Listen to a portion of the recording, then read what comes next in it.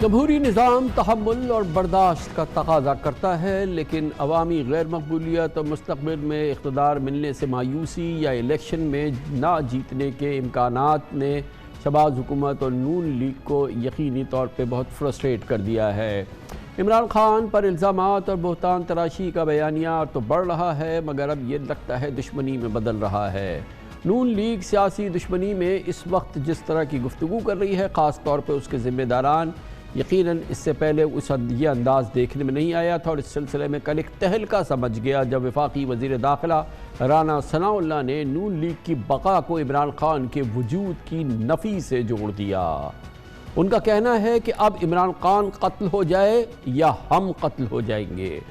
رانا ثناءاللہ نے سنسنی خیز بیان میں، جو آج عالمی میڈیا کی شہ سرخی میں چھپا ہے، ان کا کہنا تھا کہ اب دشمنی کی انتہائی حدوں پر جانے کے لیے جمہوری اصولی بات نہیں دیکھی جا سکتی ہے۔ وہ گفتگو جس نے نہ صرف یہ کہ پاکستان میں تہلکہ مچا دیا، بلکہ پوری دنیا نے اس کو غور سے دیکھا، کیونکہ یہ پاکستان کے وزیر داخلہ کا بیان ہے اور حکمراں جماعت کی ایک انتہائی اہم ذمہ دار شخصیت ہے۔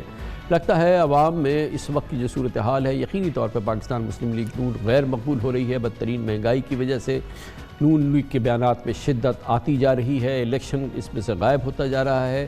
آئین و قانون کا تقاضا یہ ہے کہ ووٹ کی عزت ہو اور کورٹ کی بھی عزت ہو۔ اب نون لیگ اس کی بات کر رہی ہے، مگر نون لیگ آئین و قانون کی بالادستی کی بات ضرور کرتی ہے، لیکن ساتھ ہی اعلیٰ اور اس کی فیصلوں کی حوالے سے اس کی گفتگو میں آپ دیکھ رہے ہیں کہ اس میں اب کوئی کسر نہیں ہے۔ پارٹی کی چیف آرگنائزر مریم نواز کے عدم برداشت کے رویے سے لگتا ہے کہ حکومت پوائنٹ آف نو ریٹرن پر پہنچ چکی ہے۔ مریم نواز نے بینچ فکسنگ کے الزامات کے بعد اب ججز اور ان کے اہل خانہ پر بھی عمران خان کی سہولت کاری کے الزام لگائے ہیں، اور یقیناً اس میں تمام حدود جو ہے وہ پار ہو چکی ہیں۔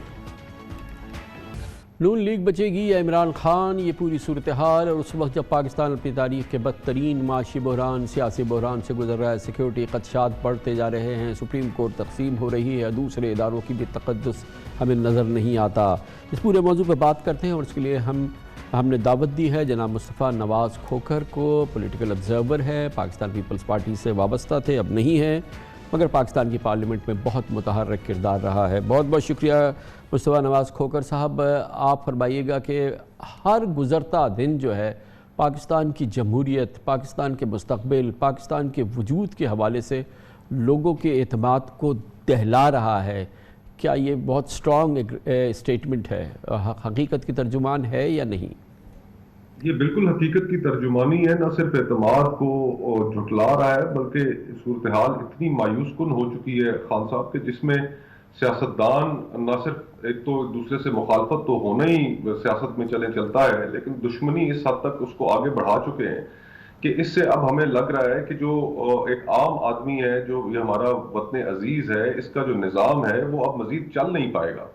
سیاست اتنی الجھ کے رہ گئی ہے کہ اس نے مختلف اداروں کو بھی اپنے لپیٹ میں لے لیا ہے، کوئی ادارہ اس کی سینکٹیٹی نہیں بچی، پارلیمنٹ غیر فعال ہے، اور سیاست کوئی راستہ نکالنے میں بتدریج ناکام ہو رہی ہے۔ آج سے چند سال قبل ایک کتاب لکھی گئی، کچھ ہارورڈ یونیورسٹی کے پروفیسرز تھے، انہوں نے کتاب لکھی ہاؤ ڈیموکریسیز ڈائی، جمہوریتیں کیسے ختم ہوتی ہیں، اور اس کے اندر انہوں نے ٹریک کیا ان ممالک کو کہ جہاں پر جمہوریت تھی اور پھر ختم ہوئی، تو وہ کیا محرکات تھے جن کی وجہ سے جمہوریت ختم ہوئی۔ پہلا نقطہ جو انہوں نے آئیڈینٹیفائی کیا، جس کی طرف انہوں نے نشاندہی کی، کہ جب سیاسی مخالفت سیاسی دشمنی میں بدل جائے تو آپ سمجھ لیجئے کہ جو جمہوریت ہے وہ خطرے میں ہے۔ اور ہمارے ملک میں اس وقت ایگزیکٹلی اسی طرح کی صورتحال ہے۔ ابھی جو آپ نے رانا ثناءاللہ صاحب کی سٹیٹمنٹ سنائی، وہ انتہائی خطرناک سٹیٹمنٹ ہے۔ اس میں جو کچھ انہوں نے کہا، اس سے تو بظاہر یہی سمجھ میں آ رہا ہے، آج انٹرنیشنل میڈیا کی بھی وہ شہ سرخیاں بنی ہے ان کی سٹیٹمنٹ، کہ اب پاکستان کے اندر سیاسی مخالفت نہیں رہ گئی، یہ سیاسی دشمنی میں بدل چکی ہے، اور الٹیمیٹلی اس پورے نظام کے لیے خطرناک نتائج اس کے نکل سکتے ہیں۔ اور ایسے میں جب ملک کی معیشت کا کوئی حال نہ ہو، ہمارے دوست ممالک جو ہیں وہ ریلیکٹنٹ ہے پاکستان کی اس موجودہ صورتحال میں مدد کرنے کے لیے، حکومت کا بین الاقوامی طور کے اوپر کوئی ایسی پوزیشن نہیں ہے، اور سچویشن اس حد تک خراب ہے کہ وہ دوست ممالک جن کے اوپر ہمیشہ ہم اعتبار کر سکتے تھے کہ ان کی جانب سے ہمیں مدد آتی تھی، آج وہاں سے جو ریلیکٹنس ہے، آئی ایم ایف کے ساتھ جو صورتحال ہے، جو پاکستان میں مہنگائی کی حالت ہے، جو ایک मिडिल क्लास तबके की कमर टूट चुकी है। इन सब हालात को अगर आप देखें तो न सिर्फ हमारी मईशत दिवालिया हो चुकी है बल्कि हमारी सियासत भी अब दिवालिया तो खोखर साहब, is there a way out, कोई रास्ता है इस अंधी सुरंग से निकलने का? खान साहब, बिल्कुल रास्ता है। पूरी दुनिया में सिर्फ एक ही तरीका है कि जिस वक्त इतनी पोलराइजेशन हो जाए मामले में तो इसको अवाम के पास लेके जाया जाता है और एक फ्री एंड फेयर इलेक्शन की सूरत में अवाम से ये कहा जाता है कि आप फैसला कर दें कि किसके हाथ इस मुल्क की हुकूमत दी जाए। अब अलमिया ये है कि अभी मरियम नवाज साहिबा ने कुछ दिन पहले एक स्टेटमेंट दे दी। उन्होंने कहा कि पहले एहतसाब और फिर इंतखाब। अब ये वो गुफ्तगू है, ये वो टैग लाइन है कि जो माजी में इस्तेमाल हुई जमहूरियत को और इलेक्शंस को डिरेल करने में। अब ये एक बहुत बड़ा अलमिया है कि मुस्लिम लीग नून, जिसकी पिछले 3-4 साल के अंदर जो सियासत रही उसके अंदर उन्होंने वोट को इज्जत दो की बात की, उन्होंने बड़ी सऊदतें भी बर्दाश्त की, राना सनाउल्लाह साहब के ऊपर हेरोइन का मुकदमा भी बना, लेकिन इन तमाम तल्ख तजर्बों से गुजरने के बाद तो यही ख्याल होना चाहिए था कि वो एक बड़ेपन का मुजाहरा करेंगे और उस तरह की इंतकामी कार्रवाइयों का हिस्सा नहीं बनेंगे कि जिससे जमहूरियत को भी खतरा पैदा हो सके। अच्छा, पॉलिटिकल डिवीजन, तकसीम, मुस्तफा नवाज खोखर साहब, तो हर जमहूरी निज़ाम का हिस्सा है। फिर बदतरीन जंग और लड़ाई वो भी हम देखते हैं, भारत में भी हो रही है। राहुल गांधी को डिस्क्वालीफाई उन्होंने कर दिया है, मगर हमारे यहाँ एक बहुत ही संगीन, इंतहाई ख़तरनाक बात यह है कि यहाँ इदारों का तखद्दुस नहीं रहा है, इदारों पर एतमाद नहीं रहा है, इदारों पर भी जो है वो इल्ज़ामात लग रहे हैं।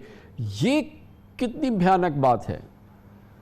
बहुत ही भयानक बात है। बुनियादी तौर पे इस सारी सूरत हाल में जो खौफ है वो तो ये है कि अगर हम लोगों के पास गए, लोगों को हमने ये फैसला करने दिया तो वो इस बात का कभी इम्कान है कि वो फैसला पीटीआई के हक में करेंगे या इमरान खान साहब के हक में करेंगे।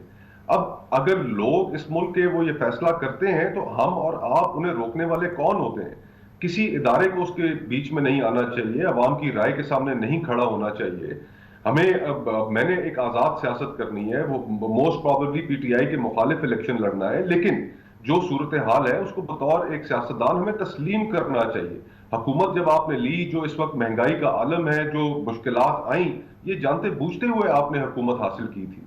अब अगर आप इसको चला रहे हैं तो आप उसके नताइज के लिए भी तैयार रहें, लेकिन खुदारा ये ना करें कि आप सिर्फ एक अपने सियासी मुखालिफ को कि वो कहीं हुकूमत में ना आ जाए उसकी वजह से आप पूरे के पूरे निजाम को दाव पे लगा दें। ये पाकिस्तान की सर्विस नहीं होगी। पाकिस्तान एक बहुत खतरनाक दौराहे पर खड़ा है कि जहां पर हमारी मईशत का कोई हाल नहीं, हमारी फॉरेन पॉलिसी का कोई हाल नहीं, हमारी सियासत बहुत पोलराइज हो चुकी है। हमारी सोसाइटी के अंदर मीडिया को आप देख लीजिए, जो इस वक्त इंतकामी कार्रवाइयां हो रही हैं, वो इंतकामी कार्रवाइयां किसी भी तौर पर एक सो कॉल्ड जमहूरी हुकूमत के दौर में नहीं होती, नहीं होनी चाहिए। लेकिन हम हर आने वाला जो दिन है उसके अंदर हालात बिगड़ते चले जा रहे हैं और हल वाहिद सिर्फ और सिर्फ यही है कि मुल्क इलेक्शंस की जानिब जाए और जो अवाम फैसला करें, जिसके बारे में फैसला करें, जिसको इक़्तिदार दें, उसको आप ट्रांसपेरेंटली मुंतकिल करें इक़्तिदार। Thank you so much. बहुत बहुत शुक्रिया जनाब मुस्तफा नवाज खोखर हमारे साथ मौजूद थे।